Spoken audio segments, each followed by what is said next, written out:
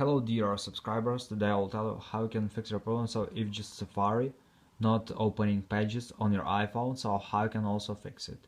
So now for fixing it, first thing, just check your internet connection. So just open the settings, just go to the Wi-Fi, just check if you're successfully connected to your Wi-Fi. Also you can try to turn it off and turn on again. So if you're using cellular data or mobile data, just open it, just try to turn it off and turn on again. And also you can try to turn on airplane mode, wait a second and just turn it off.